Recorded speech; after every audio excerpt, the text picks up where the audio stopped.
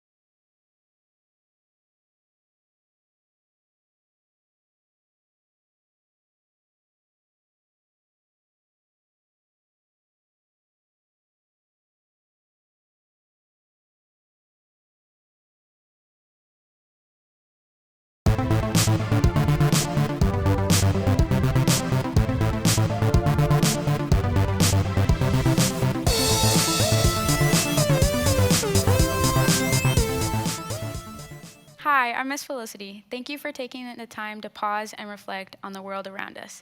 If you remember, I used to wear glasses. Now I wear contacts. Both help me focus on things that I cannot see.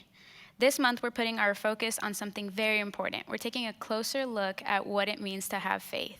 This month's memory verse is in Hebrews 11:1. Faith is being sure of what we hope for. It is being sure of what we do not see. For this week, our bottom line is that you can know Jesus even though you've never seen him. Now let's get on our feet and get ready to worship together.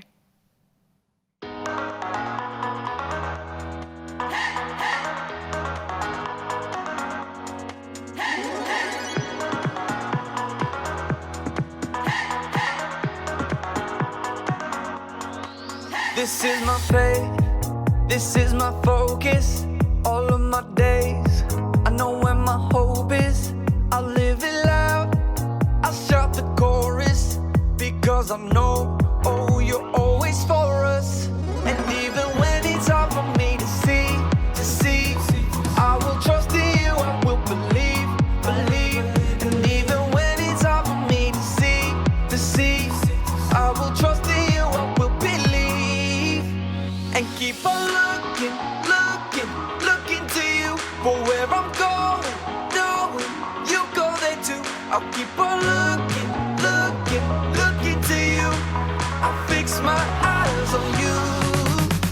You are my only focus. You are my only focus. You are my only focus. I fix my eyes on you. This is my faith, this is my focus, all of my days. I know where my hope is, I'll live it loud, I shout the chorus, because I know, oh, you're always for us. And even when it's hard for me to see, I will trust in you, I will believe. And even when it's hard for me to see, I will trust in you, I will believe. And keep on looking to you for where I'm going, knowing you go there too. I'll keep on looking to you. I'll fix my eyes on you. You are my only focus. You are my only focus. You are my only focus. I fix my eyes on you, oh yeah. Woo! You ready? Come on, let's go. Hands in the air, hands in the air. I know you're there, I know you're there. Anywhere, oh. Anywhere. I fix my eyes on you. Hands in the air, hands in the air. I know you're there, I know you're there. Anywhere, I fix my eyes on you. And keep on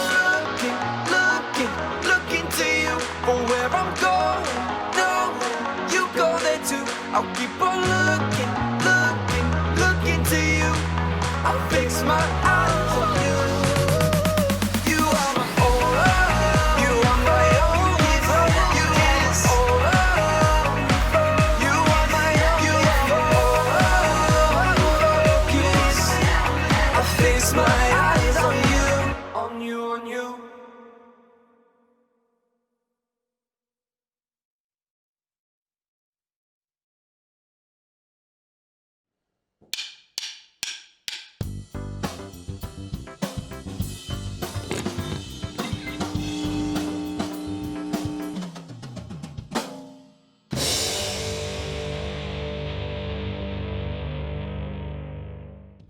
What do you believe in?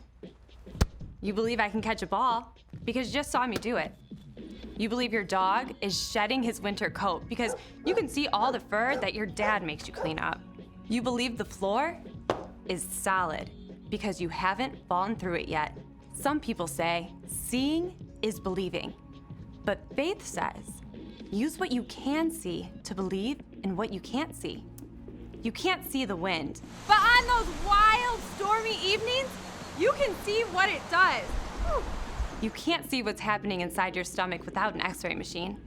But you believe that this can be fixed by this. You can't see your parents' love, but you can see the way your mom cuts your sandwich just the way you like it. And how dad drives you to soccer 4 times a week. And no, you can't see God with your physical eyes, but you can see him in everything he's created. You can see his love in the kid who's kind to you on the bus, and the drive-thru lady who smiles and gives you extra fries. Most of all, you can see who God is in Jesus and the eyewitness accounts written down by his best friends. When you trust, even when it's hard to see, when you live a life based on faith in who God is and how he tells us to love, others can see God at work in you. That's why faith is an amazing way to worship God with your life. Because worship is about more than just singing loud. It's all about living loud.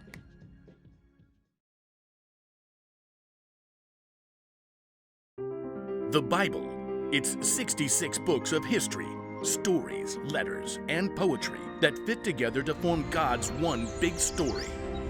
The epic adventure of how he created us and loves us so much that he made a way to rescue us.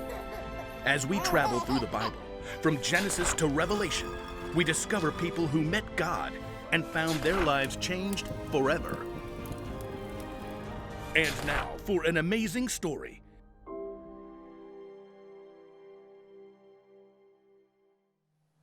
Hi friends, welcome back. I missed you last week, but I got to listen while I was driving in my car. Do you ever have a hard time listening? I do. Turns out, when I was slightly younger than what I am now, which isn't very old, I had a hard time listening to my parents. They said lots of things that I didn't want to listen to. Eat your vegetables. No, thank you. Practice the piano. Why? Read more. Okay, I love to read.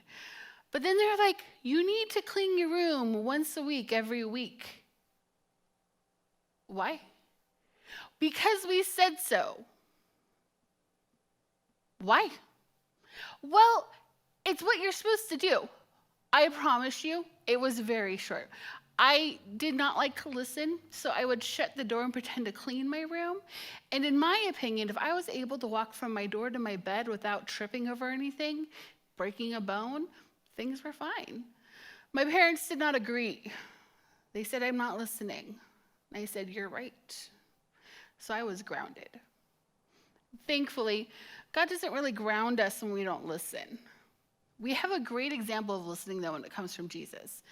See, he listens to us. He listens to us when we're complaining, when we're whining, when we're so happy. He listens to us when we're joyful. And we're going to explore that and what it's like and how we can listen because Jesus listens to us. And we're going to look in the Bible at a few different places. We're going to go kind of fast. So we're going to show these scriptures on the screen so you can read more about this at home. I know you can. And if you don't have a Bible, please message Miss Mariah or myself. We will get you one right away. The first thing we're going to talk about is how Jesus listened when we celebrated. He got to go to this wedding early on in his ministry life, and he got to celebrate with the people. Read more about this in John 2. I don't know if you've been to a wedding yet. I hope you get to go soon because they are fun. They're your friends. You get to dance and party and celebrate the gift that is love. And we get to celebrate this love with everyone because love is for everyone and everyone deserves to feel loved and it should be celebrated. Jesus listens when we celebrate. Jesus also listens when we're confused. Sometimes the disciples were confused. I laugh at them a lot.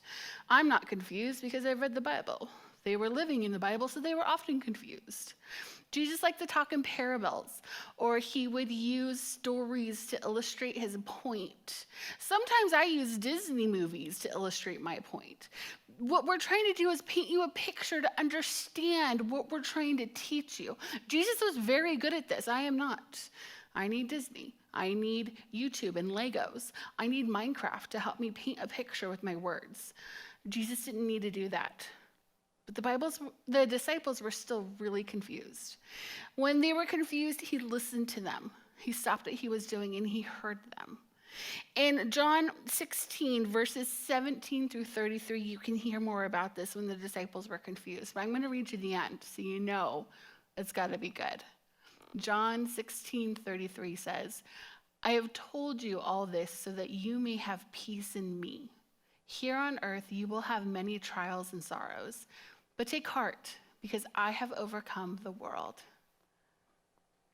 That's pretty special to hear right now, because we're going to talk about when Jesus hears us when we're sad. It's a sad time to be anywhere right now. There's a lot of sadness coming at us. I don't know how much you're watching on TV with the news or hearing on the radio, but there's a lot of good reasons to be sad. Even Jesus' friends were sad. When Jesus' friend Lazarus died, Mary and Martha were very sad. I like to think that when they talked to Jesus, they were yelling and screaming, because that's what I do when I'm sad. You can read about this in John 11, 1 through 44. It's a lot of verses, but it's a good story. It's about how when we're sad, we can go to Jesus. And Jesus wept.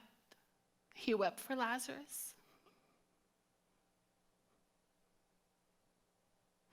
And I know he weeps for us right now. When we're sad, it's okay to go to Jesus. When we're sad, it's okay to yell and scream. Make sure you explain to the people around you what's happening first. When you're sad, it's okay to make a sign. It's okay to draw a picture. It's okay to write a letter. It's okay to scream as loud as you can into your pillow. It might just be mean, that's fine. But when you're mad or you're sad, it's okay to yell to Jesus, because he is there to listen to you. We can know Jesus more by listening. We can know Jesus more by feeling like we're being listened to. We can know our friends more by listening to them. There's a lot of yelling and screaming outside of CBC. There's a lot of yelling and screaming outside of Rancho Cucamonga and Los Angeles and California. There's a lot of yelling and screaming just about everywhere in our country. I'm not there. I'm not one of the ones yelling and screaming. I am one of the ones crying, because I don't know what to do. But that's okay, because Jesus hears me and he listens to me. And because I am listened to, I can listen to others. I can listen to people who tell me when they don't know what else to do either. I can listen to my friends when they're worried. I can listen to my friends who are out there yelling and screaming. I can listen because Jesus listened to me first.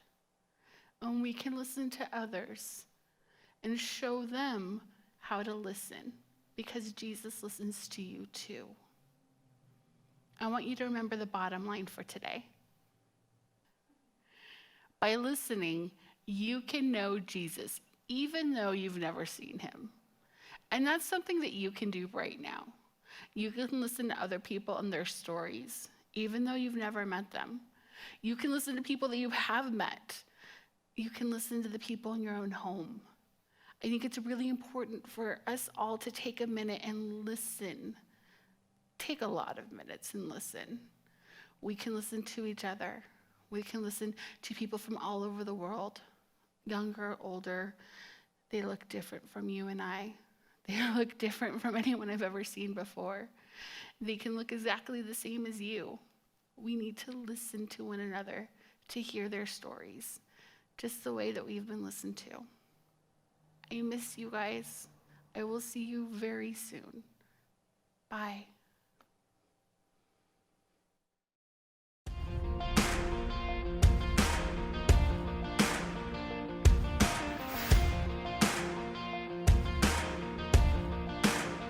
In the eye of the storm, you remain in control. And in the middle of the war, you guard my soul.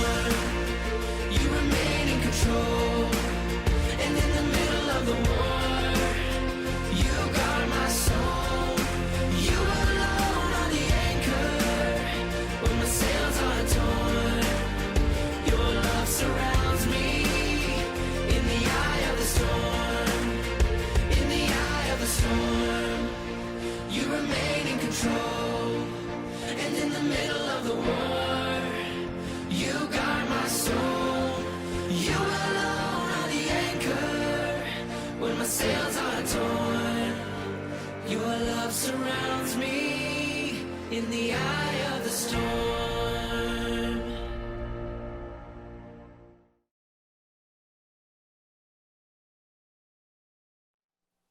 Thank you for joining us this week. We went over about how by listening, you can know Jesus, even though you've never seen him.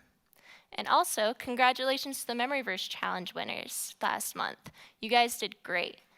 This month's memory verse is Hebrews 11:1. Faith is being sure of what we hope for. It is being sure of what we do not see. If you want to enter the raffle to win a prize for this month, you need to record yourself doing the memory verse and then post it or direct message it on social medias, Instagram and Facebook, to enter into win a fun prize. On Instagram, it's at CBC Rancho Kids, and at Facebook, it's at KidSPACE Children's Ministry. I can't wait to see you guys all next week. Bye.